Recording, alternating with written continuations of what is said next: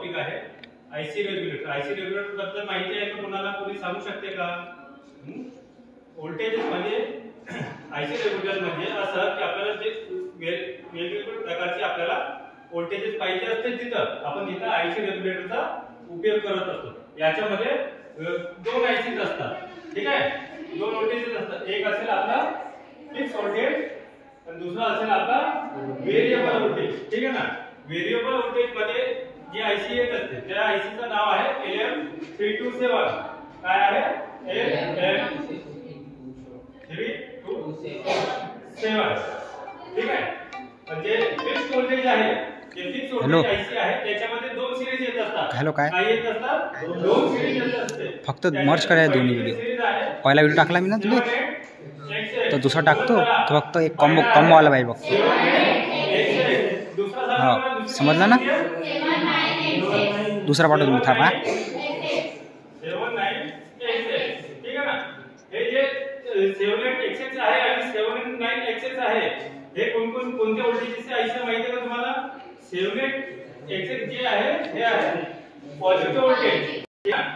79XS जे आहे हे आहे आपला निगेटिव्ह व्होल्टेज आहे। याच्यामध्ये दोन प्रकारचे आयसीज असतात। जे 78XS आहे याच्यामध्ये वेरियस प्रकारचे आयसीज असतात, जसे की तुम्ही पाहिलं की 7805, 7812, ठीक आहे? त्याच्यानंतर आहे आपलं 7815, त्याच्यानंतर आहे 7824, ठीक आहे?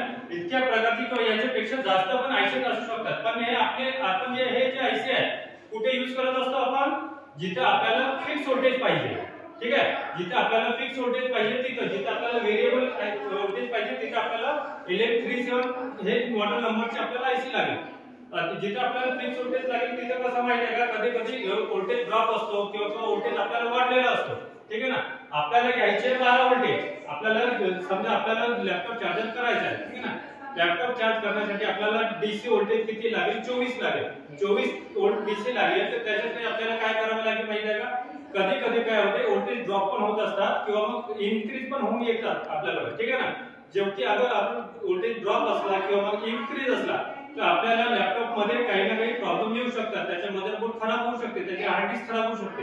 तर याच्याप्रती आपल्याला जे यूज करायचं आहे, आपल्याला जे आयसी दिलेली आहे 7824 ची आपल्याला तिथे आयसी घ्यायची आहे। जसं की आपण पाहिलं 24 व्होल्ट हॅलो पाठवला मी ना, जर की 24 पेक्षा 30 आला 40 आला तर मग आपण काय करू? मग आपला जे लॅपटॉप आहे ते कसं का चार्ज होणार आहे? तर मग आपण त्याच्या जागेवर काय यूज करू शकतो? आपण 7812 हे आयसी आहे त्याचे सर्किट डायग्राम आपण काढून ते आपण तयार करून आपण 24 व्होल्ट प्राप्त करू शकतो, ठीक आहे? त्याच्यानंतर जर की समजा तुमचा मोबाईल आहे, मोबाईल तुम्हाला चार्ज करायचा, मोबाईल जास्त असेल तर किती व्होल्टेज पर्यंत चार्ज होते?